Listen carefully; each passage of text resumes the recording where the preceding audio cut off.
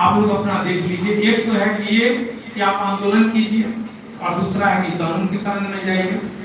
तो कानून आपको पूरी तरह हिफाजत करेगा और बहुत उसमें इधर उधर करने की जरूरत नहीं है। हाई कोर्ट में 600 वकील आपको रखना होगा और आप रिट फाइल करें। और अभी आप देख रहे हैं तो ऑनलाइन हो गया है। अभी संयोग से दरभंगा के जो इंस्पेक्टिंग हैं जस्टिस संदीप कुमार वही सुन रहे हैं रिट। प्राथमिक डिस्पोजल हो रहा है, देख रहे सरकार ने गया सुन। हमको लगता है शायद 15 से 20 दिनों में आपका रिट आ जाएगा सुनवाई के लिए, यदि आप लोग तैयार हो जाए। 1 महीने में रिजल्ट आपके हाथ में होगा तो आप तुरंत इमीडिएट चले जाएगा। सबसे पहले तो इससे तुरंत लगा देंगे। हम यही सलाह देंगे कि इसके बाद तो आप लोगों का संगठन है, आप लोग जैसा समझे। देखिए अच्छा देखिए एक बात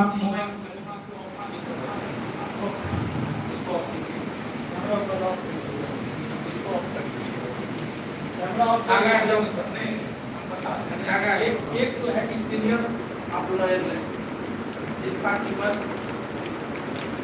50,000, 60,000, 70,000, 1 लाख लेता है। लेकिन उम्मीद करिए कि आपका बहुत बड़ा मेटर है, बहुत बड़ा मेटर है। आप यदि 50,000 के मतलब आसपास के लॉयर को रखेंगे तो काम चल जाएगा। लेकिन दौड़ने इधर उधर जाने एक बात। और दूसरा है कि एक साधारण 30-35,000 देकर के बढ़िया रिट बना के फाइल करते हैं। जिस बेंच में गया उसके जो सीनियर रहे हैं उसका जो कोई उस तरह का है उसको इंगेज कर लेता है।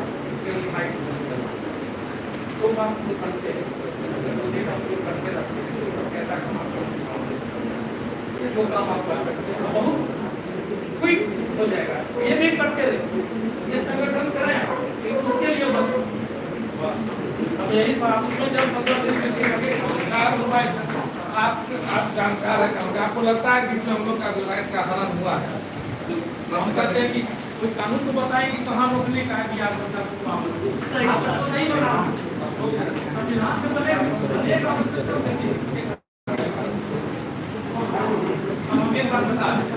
हमारे यहाँ 2 कारखाना है कानून बनाने का, एक है पार्लियामेंट और एक है विधानसभा।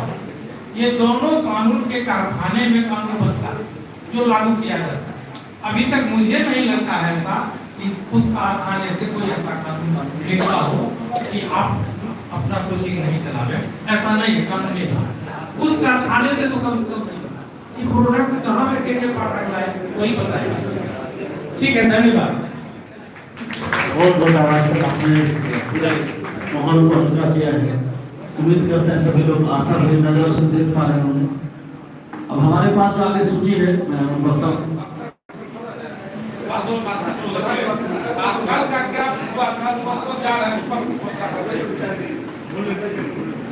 संक्षेप में सब लोग अपना बात रखते हैं क्योंकि आम सूची है तो बुलाना लगे। तो मैं सबसे पहले बुला रहा हूँ S Kumar Sarnath, doctor S Kumar Sarnath. सभी को अभिनंदन। मैं बस आप लोग का ज्यादा समय नहीं लूंगा। वकील साहब ने बहुत अच्छा हिम्मत दिया है और हम भी यही सोच रहे थे 2 दिन से कि कानूनी प्रक्रिया ही हम लोग को बचा सकता है। और सरकार को अगर कोई नकेल कसती है तो वह कानून इस तुगलकी फरमान को वही निरस्त करेगी। लेकिन याद रखिए सरकार से लड़ना है, वकील भी उसी टक्कर का होना चाहिए क्योंकि सरकार के वकील जो है वो बहुत खतरनाक है। शाही जी अधिवक्ता है, महाधिवक्ता, तो उसी के टक्कर में पैसा को ध्यान में मत रखिए। 2 लाख 3 लाख 4 लाख जो खर्चा हो सब व्यवस्थित होकर के, क्योंकि वो जो है शाही जी बहुत मजे वाले खिलाड़ी है, उनको उन्हीं के समकक्ष कोई वकील टक्कर दे सकते हैं। तो ये हमारा अंतिम जो है आशा है। और हम एक और अनुरोध करेंगे सभी शिक्षकों से कि एक मौन जुलूस ताकि समाज भी अवेयर हो कि भाई इन लोगों के साथ जाति हो रही है और उसको लेकर के एक मौन जुलूस का अगर संभव हो तो कलेक्टर तक, जिला पदाधिकारी तक कपूरी चौक से लेके चले या यहीं से चले जहाँ से हो, इसमें निर्णय लेने सकते। एक मौन जुलूस पहले सूचना दे देंगे हम लोग और मौन जुलूस के साथ विज्ञापन देंगे कलेक्टर साहब को कि हमारे साथ ये सब परेशानी है। लेकिन पहले कल सुन लेते हैं, वो हमारा रिस्पॉन्स लेते हैं कि नहीं। अगर वो केवल अपना फरमान सुनाते हैं तो हम लोग को एक मौन जुलूस जरूर निकालना चाहिए इसके कल के बाद। तो हम चाहेंगे कि समय से वजागत को देखते हुए कि प्लानिंग में भी विजय कौन सा ने सही कहा कि हम लोग हर मीटिंग में यही देखे हैं अंत में कि लोग तंग आकर के धीरे धीरे निकल जाते हैं, अब 5-10 आदमी बच जाते हैं, कोई निर्णय नहीं होता। तो हम लोग अपना जो विचार है वो तो शेयर करते रहेंगे, लेकिन सबसे पहले क्रियान्वयन पर ध्यान दें और कल क्या करना है हम चाहेंगे कि उस पर अमल हो और पूरा सिस्टमैटिक और बिंदुवार ढंग से इस आंदोलन को कैसे लाया जाए इस पर चर्चा हो। धन्यवाद। बहुत आभार सर। अब चाहेंगे हमारे वरिष्ठ अनुभवी शिक्षकों में से जयेश चौधरी सर ने आशीर्वाद से हम लोग को संबोधित करें। जयेश चौधरी सर, तालियों से स्वागत किया जाए।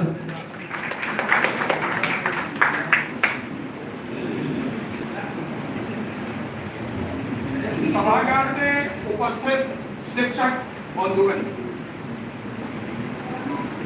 परिस्थितियां विषम है, लेकिन विषम हम लोग बनाते हैं। सरकार की जो मंशा है स्पष्ट है। विगत 6 वर्षों से जो क्वेश्चन का स्टैंडर्ड है वो बता रहा है। एग्जामिनेशन इवैल्यूएशन सेंटर पे जो मैसेज छोड़ा जाता बच्चों को फेल नहीं करना, ये सारी सोच यहाँ कहती है सरकार हम रोजगार देंगे, लेकिन ये तो बेरोजगार पैदा कर।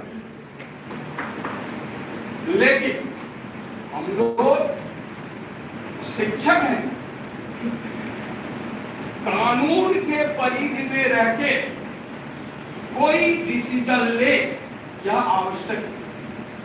जिस तरह अभी वकील साहब हम लोग को सजेस्ट किए, कल पहले ये फाइनल आज हो जाए। हमारे बहुत सम्मानित शिक्षक हैं कि कल कौन कौन आप भी जाके मिलेंगे और वहाँ की कैसी व्यवस्था है, वो कैसे रिएक्ट करते हैं, जिस तरह से हम लोग के साथ पेश आते हैं, उसके साथ बाद ही कोई हम लोग डिसीजन आगे ले।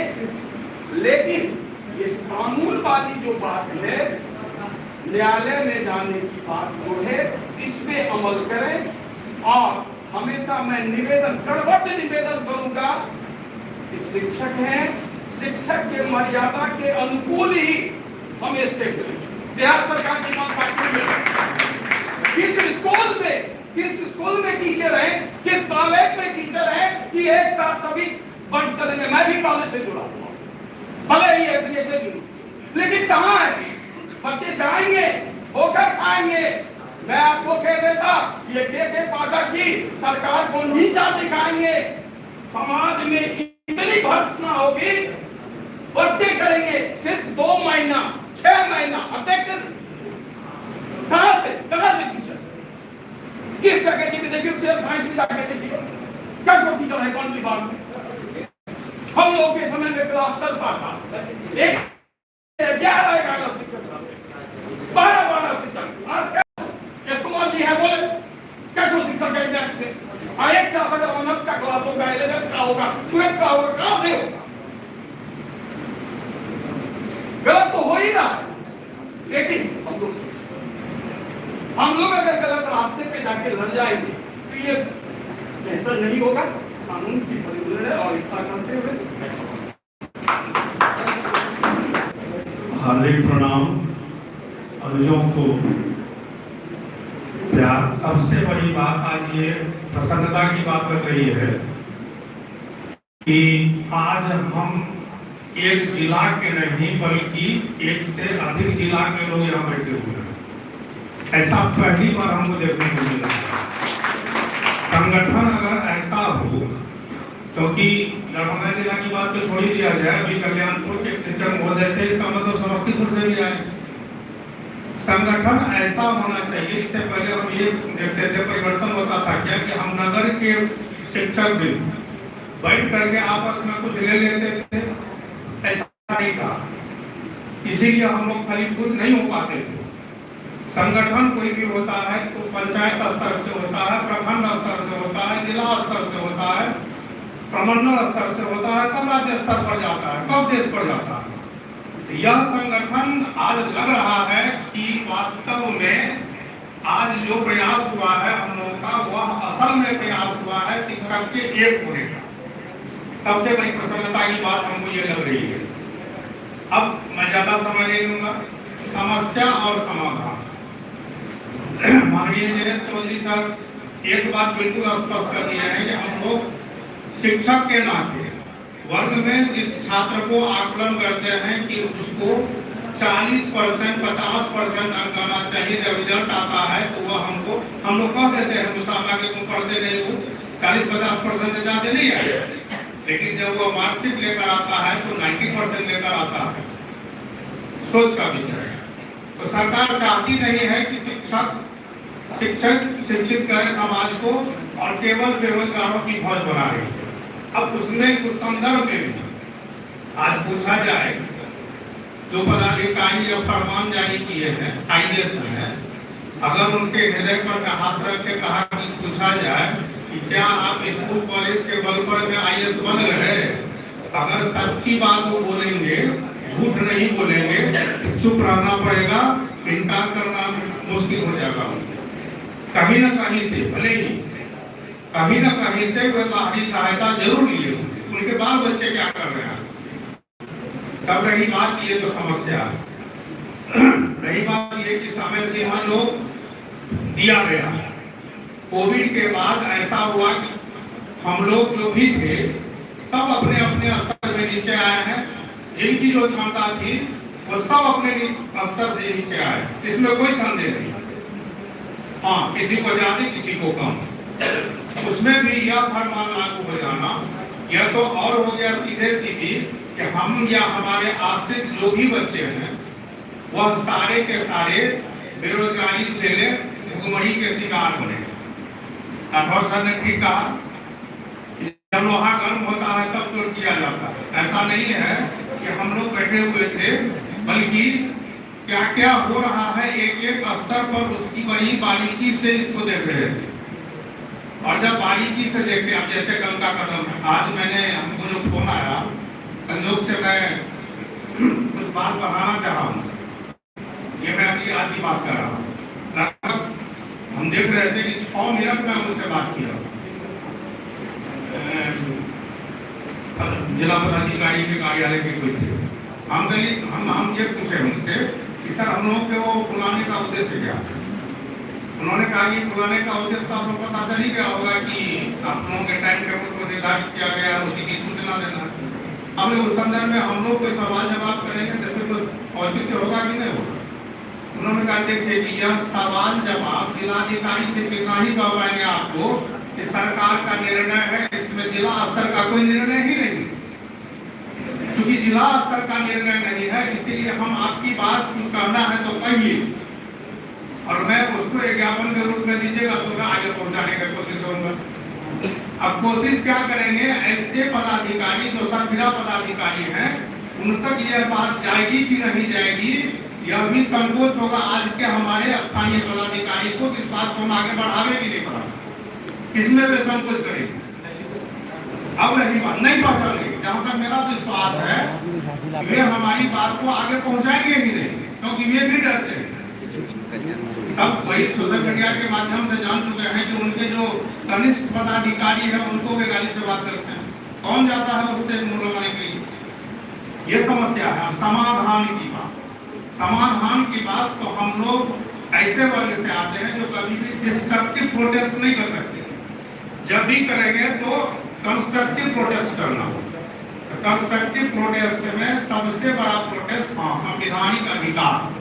आज आप सोशल मीडिया में बहुत सारे चैनल आते हैं, एक भारत लाइव का आ रहा, मोबाइल चलाते चलाते आज मैंने देखा है उसमें कि अब राजद और जदयू इन दोनों के बीच इस बात के लिए गहमा-गहमी है। राजद के एक नीरज कुमार थे, साक्षात्कार में उन्होंने स्पष्ट कहा है कि के पाठक की बात को अगर नीतीश कुमार जी नहीं रोक रहे हैं, उनकी सरकार पर हम लोग खतरा है। समाधान का 2-3 रास्ता। सबसे पहली बात कि अगर कोई ध्वंसात्मक कार्रवाई हम लोग करते हैं, कदम उठाते हैं या हमारे लिए सर्वथा अनुचित हो, बच्चे को समेटना, बच्चा को बिल्कुल विषम परिस्थिति है, वही अभी जान रहा है, उसे गार्जियन अभी जान रहे हैं कि हम पढ़ा के उसको डिग्री नहीं दे रहे हैं, केवल हम उसको गुणात्मक शिक्षा दे रहे हैं। डिग्री तो उसको चाहिए ही आगे बढ़ने के लिए, डिग्री के लिए वो कॉलेज स्कूल पर आश्रित होगा ही। अब उसको हम कॉलेज स्कूल से वापस नहीं ला सकते। कॉलेज स्कूल वाले अपने टाइम टेबल को करते हैं अपने अनुसार। जिलाधिकारी हमको यह भी कर सकते हैं, जहाँ तक मेरा अनुमान है कि ये बात को उनको जाके कहिए, जिलाधिकारी प्राचार्य को कहेंगे। तो कानून के अलावे और कोई रास्ता इसमें नजर नहीं आ रहा है। ऐसे कल जो बैठक होगी उसमें सभी लोग अपनी अपनी बात जो मन में है कि हमारे समय में कुछ परिवर्तन किया जाए, या कुछ विषयों को लेकर के, जैसा कि हम कॉम्पिटेटिव क्लासेज है या कंप्यूटर क्लासेज है, तो मैंने ये भी पूछा है कि कंप्यूटर क्लासेज को शायद इसमें छोड़ा गया है, ऐसा तो नहीं है।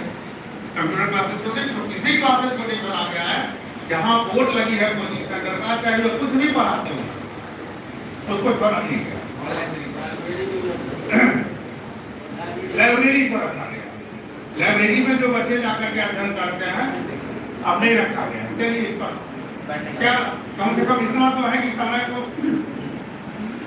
कम कर दिया गया है। कानूनी उपाय के सिवा जहाँ तक है, सांसद भी बोले हैं और प्रवक्ता भी बोले हैं कि कानून के अलावा इसमें कोई भी सहज रास्ता नजर नहीं आ रहा है। और जहाँ तक संवैधानिक बात है, तो हमारे 500 बिंदुओं के तहत अगर हम अपना काम करते हैं तो हमको करने से कोई नहीं रोक सकता। कम से कम हमको विश्वास है कि न्यायालय इतनी बात तो कहेगी कि स्कूल और कॉलेज से पकड़ के हम सिर्फ बच्चों को नहीं लाते। हम किसी बच्चे को प्रोवोक नहीं कर रहे हैं कि आप अपने स्कूल कॉलेज में मत जाइए।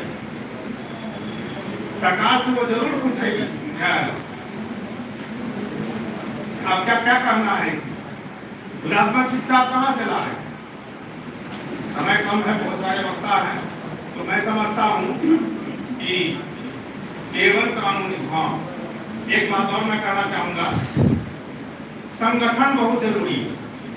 और आज जैसा कि मैं देख रहा हूँ यहाँ 2 से 3 जिले के लोग बैठे हुए हैं, इस तरह अगर सब एकजुट होकर जाए तो बड़े बड़े खर्च की बात हमारे सर ने उठाया। ऐसा नहीं होगा कि हम 10-20 आदमी मिलकर के इस लड़ाई को लड़ लेंगे, तो नहीं। उसके लिए एक समिति बने, उसमें हर कोई का सहयोग हो, हर कोई अपनी भागीदारी दे। युवा वर्ग ऐसे हैं हमारे, आज पूरे देश युवा पर ही चल रहे हैं। भले कुछ बुजुर्ग लोग मार्गदर्शक का काम करते हैं, लेकिन सारा कार्यक्रम जो भी चल रहा है वो युवाओं के बल पर ही चल रहा है। और हमारे पास हर जगह, हर क्षेत्र में, हमारे यहाँ भी शिक्षक में भी 50% से ज्यादा, 60% से ज्यादा केवल युवा। आवश्यक है कि हम लोग एक हो, पहले इस पर निर्णय लें और सबका सहयोग हो और कानूनी लड़ाई के लिए तैयार रहें। और एक क्रिएटिव प्रोजेक्ट में जैसा कि कुमार सर जी ने कहा, हम लोग मौन लेके जा सकते हैं, एक संदेश जाएगा कि हम लोग विरोध में खड़े हैं। किस तरह का प्रयास किया जा सकता है, और हम लोग कुछ नहीं कर सकते हैं, क्योंकि दंडात्मक कार्रवाई अगर हमारे ऊपर होती है तो यह हमारे समाज के लिए अच्छी बात नहीं है। धन्यवाद। बहुत बहुत धन्यवाद सर।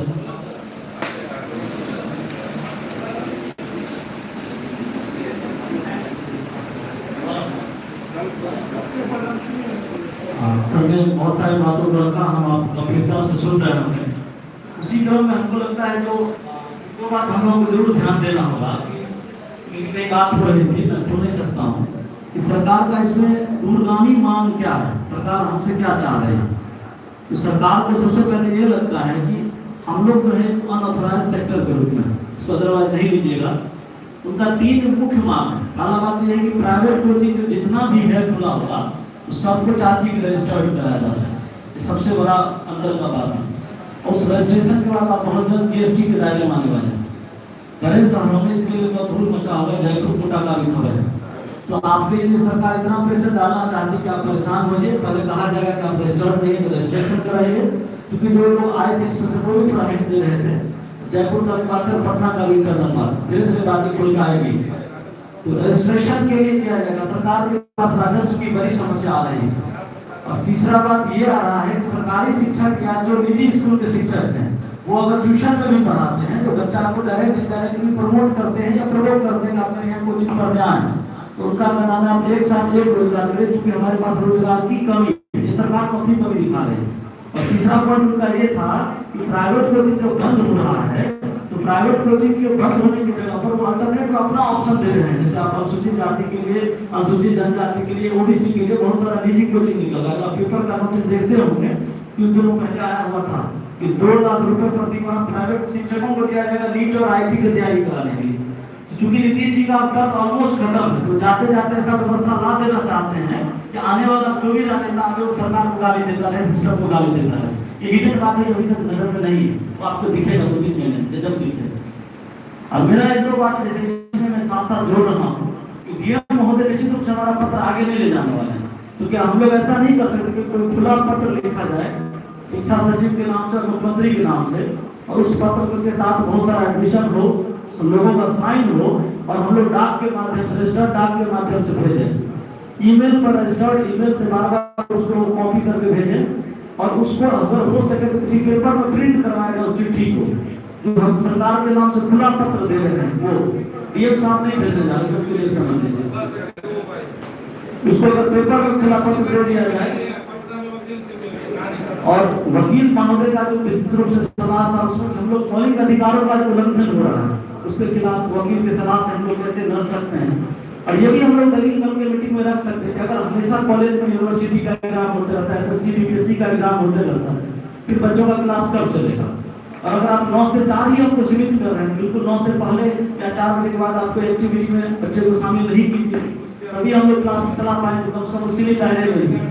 दूसरा है कि अगर उसके बाद भी अगर हम क्लास लेना चाहते हैं 4 बजे के बाद, तो क्या सरकार हमको सुरक्षित माहौल देने में सक्षम है? क्या हमारे पास स्ट्रीट लाइट, पब्लिक टॉयलेट या लाइटिंग का व्यवस्था है, पुलिसिंग का व्यवस्था है? अगर नहीं है तो फिर सरकार इतना जल्दबाजी में फैसला कैसे ले सकती है?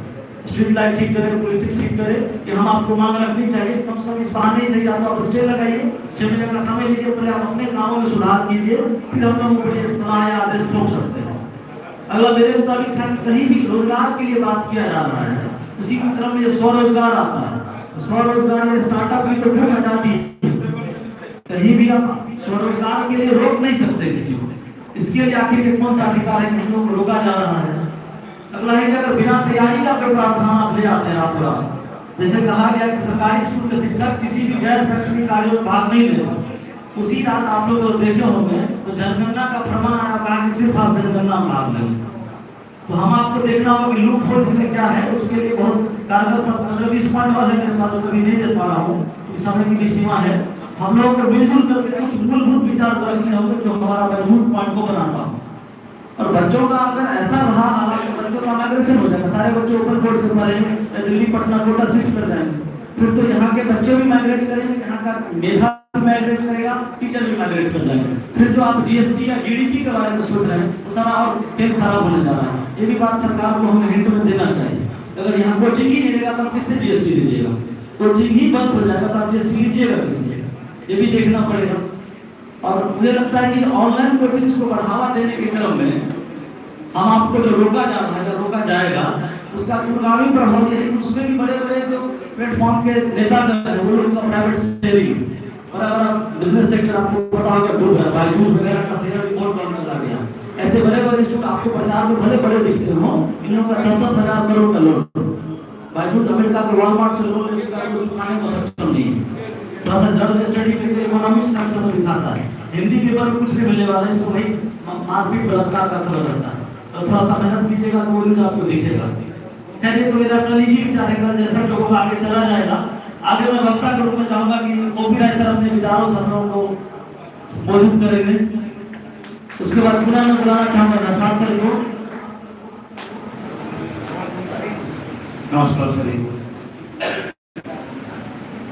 मुद्दा प्रॉब्लम समस्या जीवन का तो पहलू भाई आते ही रहेगा, बट हम लोग का कुछ मनोरंजन निकालना है। यहाँ पर वकील साहब ने बोले हैं, बस इस पॉइंट पर प्रॉब्लम बहुत सारे गुरुजन ने बोले थे कि टाइम जो 6 से 9 है और शाम का जो समय है उसमें बहुत सारे स्टूडेंट टकराए।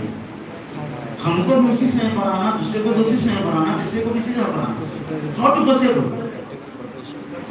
यही मेन प्रॉब्लम है। और उसको स्प्लिट करेगा स्कूल में, कॉलेज में, स्टूडेंट सबको वहां से फोन आ रहा, कॉल आ रहा, प्रोजेक्ट कर रहा।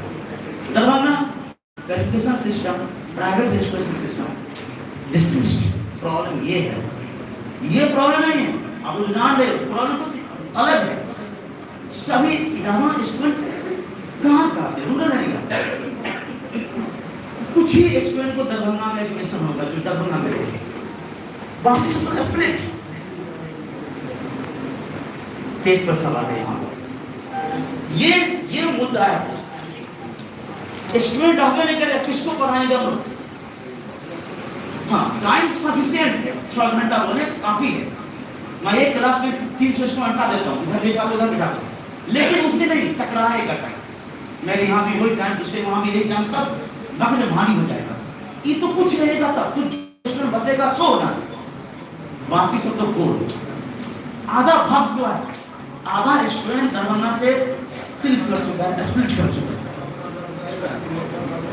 अब देखिए, वॉच करके देखिए गुरुजनों, मैं थोड़ा सा फ्यूचर बहुत ज्यादा दूर तक देखते रहता हूँ। और ठंडा मौसम में एक मैसेज दिए थे कि यहाँ पर ऑनलाइन प्रोग्राम फ्लोरिश हो रहा है। उस समय अगर हम लोग स्टेप करते, मीटिंग करते, तो मेरे पास कुछ सॉलिड प्रोग्राम था, उसको थोड़ा सा फ्लोरिश नहीं होने देंगे। क्योंकि आज से मैंने ऑनलाइन प्लेटफॉर्म आ रहा है, मैं 2007 से, तो आज सीखा होगा, मैं 2007 से सीखा होगा। तो बात यहाँ पर सो नहीं है, बात यहाँ पर है कि बात नहीं समझ सकते। उस समय लगा कि नहीं, आप इस बात से नहीं, अगर ऑनलाइन मेन हम लोग को गाइडेंस किया है कोरोना, उसके बाद online platform. Most of student, अगर 90% स्टूडेंट कोई ना कोई सब्सक्रिप्शन में है, उस सबको प्रॉब्लम होगा, स्टूडेंट को प्रॉब्लम होगा। किसी न किसी रूप में तो पढ़ने करेगा, सरकार को भी नियम बना के किसी को मतलब नहीं। हम लोग किसके बारे में चिंता कर रहे हैं? स्टूडेंट पढ़ के करेगा, स्टूडेंट पढ़ाई कोई रुकेगा नहीं, ऑनलाइन प्रोग्राम कंटिन्यू चलते रहेगा। यहाँ पर स्टूडेंट कैसे रुके, इसका व्यवस्था हम लोग को करना चाहिए।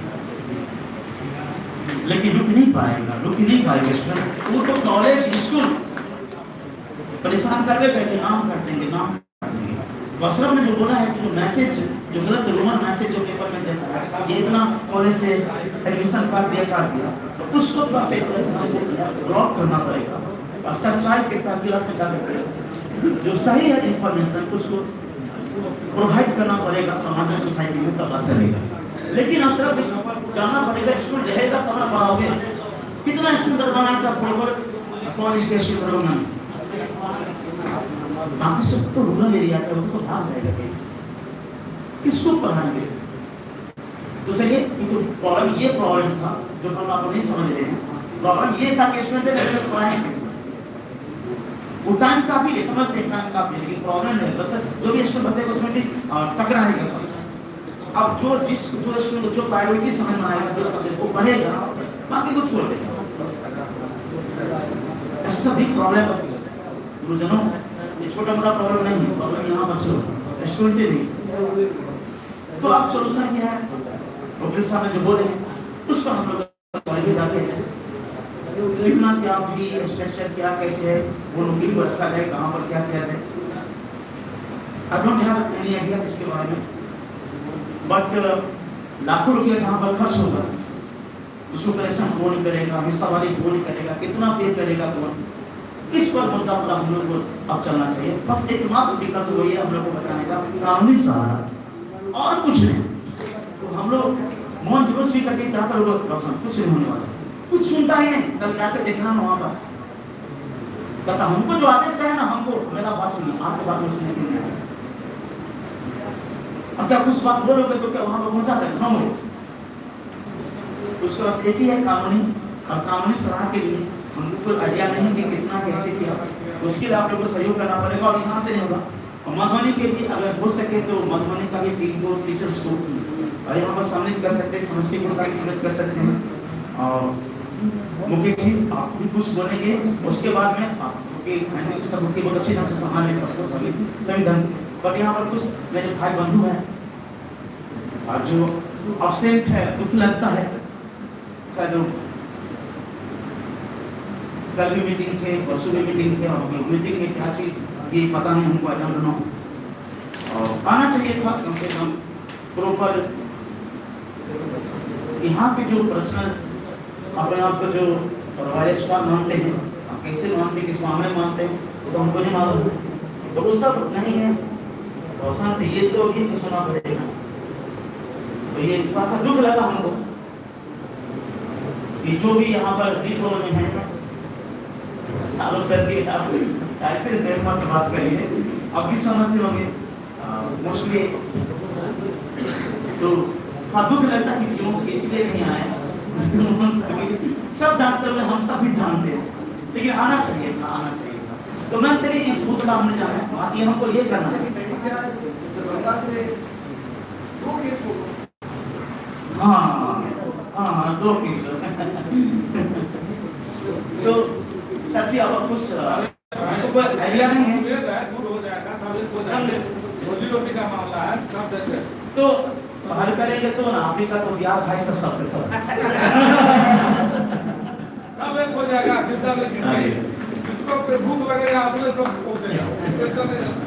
अच्छा ठीक है, ठीक। तो बात मुद्दा में करते हैं, तो आप कुछ सॉलिड मुकेश जी, रोशन जी और नौशाद सर जी, कमरान सर जी, आकाश सर जी कुछ बताइए। अभी कहाँ छुपे रहते हो तो कुछ ना कुछ बोलेंगे। सॉलिड मुद्दा क्या है कि कितना फी, कितना क्या है, कहाँ पर क्या, और कैसे मीटिंग जो एक डिस्ट्रिक्ट से काम चल रहा है, 3-3, 4-4 डिस्ट्रिक्ट को ऑर्गेनाइज करना पड़ेगा, तब जाके कुछ कलेक्शन होगा। मिनिमम कलेक्शन करते हुए भी अभी यूज होगा, और तब जाके हम लोग वहाँ तक रीच कर पाएंगे हाई कोर्ट पर, क्योंकि ये यहाँ पर दरभंगा से पॉसिबल नहीं हो सकते हैं, और कोई भी एफर्ट नहीं करेगा इतना ज़्यादा। मुद्दा यहाँ पर शुरू तो परिषद नौशाद सर की तो साहब हमको हम लोग गाइड करिए, उसके बाद आदर्श गाइड कमरान सब कुछ गाइड करिए, क्या अच्छा रोड मैप बनाइए। एक बार पहले मुकेश जी आप पास आइए, आप बहुत सारे को हैं, बहुत सुंदर अच्छा लगा। आगे क्या करना, सब पुराना सबको मानो, पुराना सबको मानो, समस्या सबको मानो, समस्या नहीं पता।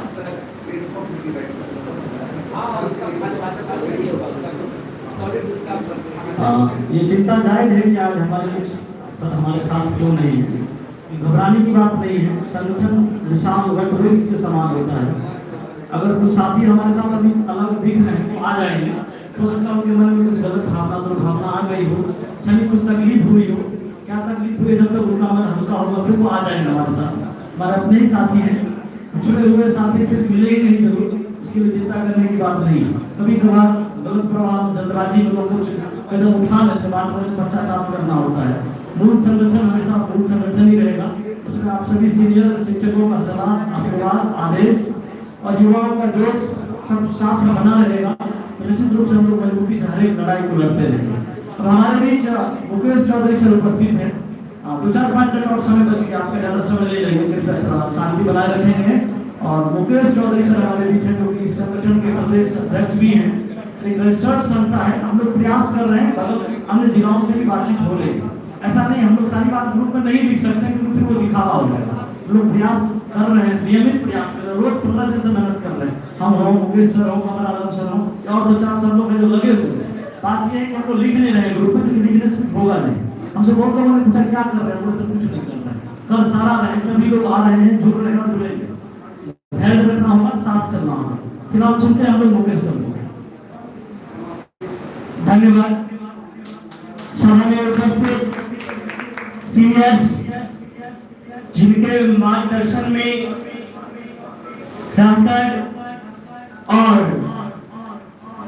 जितने भी युवा कोचिंग संचालक साथी हैं, सभी को इस 15 अगस्त के शुभ अवसर पर क्रांतिकारी अभिनंदन और इस्तकबाल करता हूं।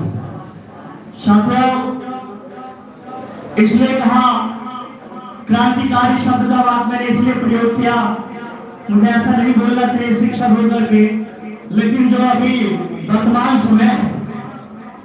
समय की मांग है उस हिसाब से मैंने कहा है। अभी बहुत सारे शिक्षकों ने सीनियर्स और जो युवा साथी शिक्षक हैं अपने विचारों को प्रमुखता से रखने का प्रयास किया। 9 बजे से पहले की जो बात है, मैं बस 2 से 3 मिनट में मैं अपने वाणी को खत्म करूंगा। मैं आपको बता दूं कि 6 से 7 नवंबर दिसंबर के महीने में हम नहीं पढ़ा पाएंगे। बचा हमारे पास 7 से 9। आप एक बात कंफर्म हो लीजिए, 7 से 9 भी नहीं पढ़ा पाएंगे आप। इसलिए नहीं पढ़ा पाएंगे साथियों कि बच्चे घर जाएंगे, कुछ नाश्ता पानी करके तब तो कॉलेज और स्कूल जाएंगे। इसलिए आपको 8:30 बजे ही छोड़ना होगा। आपके पास समय रहा 1.5 घंटा। अभी वर्तमान परिवेश में जो चल रहा है माहौल, ढेर सारे स्कूल और कॉलेजों के बारे में कहा जा रहा है समय के बारे में कि 7 से 9। कल एक वक्त हमारे पास है जो डीएम साहब जो बुलाए हैं बैठक, इसमें अभी साथी ने जीएसटी में चर्चा किया था और जो बस मेरी बातचीत हुई है, कमिश्नर साहब भी उपस्थित रहेंगे वहाँ पे, जीएसटी डिपार्टमेंट के कमिश्नर साहब भी, लिखा भी गया है, बाद में बात भी किया था, तो उन्होंने भी कहा था हम भी उपस्थित रहेंगे। इस तरह की बातें यहाँ भी होगी, हम लोगों के साथ बातचीत होगी। मैं आपको सिर्फ डीएम साहब हैं जो फिर इस तरह एक निर्णय निकाल सकते हैं कि बीच का रास्ता निकाल सकते हैं। जो कॉलेजेस का टाइम 7 से 9 है, इस पर चाहे तो ये जिला स्तर की बात होती है, वो कुछ निर्णय ले सकते हैं। लेकिन समस्या एक और है, हमेशा कॉलेज में परीक्षाएं होती हैं, बहुत सारी परीक्षाएं होती हैं और उस समय 7 से 9 लगातार होता रहा तो पता चला साल में 3 से 4 महीने हम यूं ही बेरोजगार बैठे रहेंगे, बैठ जाएंगे, सारे बच्चे छोड़ देंगे हमारे पास पढ़ना।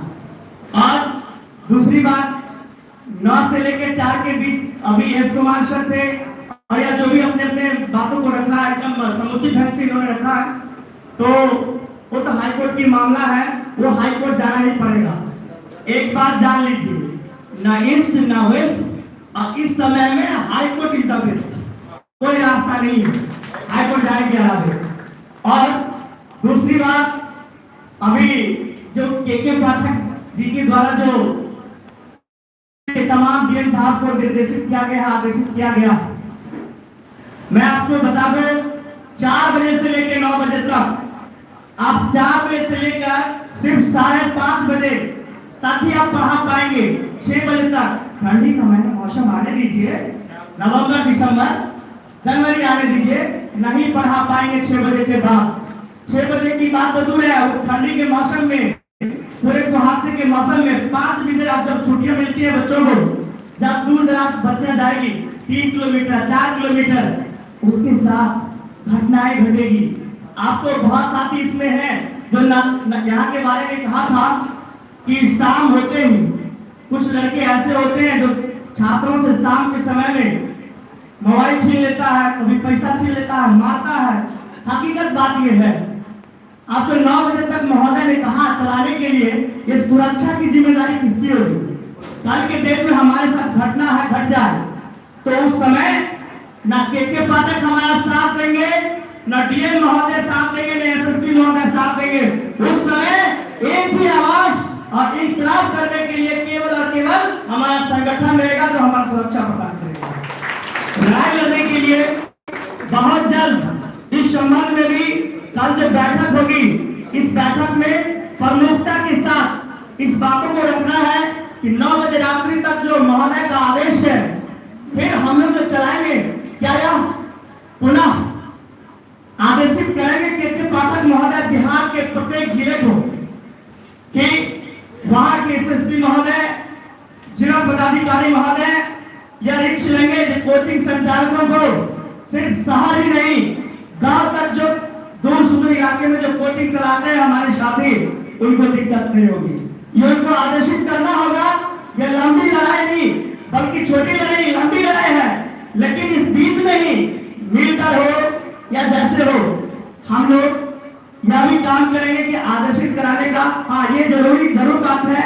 वो ये नहीं कहेंगे, वो ये नहीं बोलेंगे कि भाई हमारा डीएम रिक्स ले रहा है, वो तो नहीं कहेंगे क्योंकि उनका डिपार्टमेंट है, प्रशासन है, वो इस तरह का लिखेंगे नहीं। लेकिन फिर भी इस तरह का यदि कोई साक्ष्य देगा, भाई हमने सरकार से मांग किया था और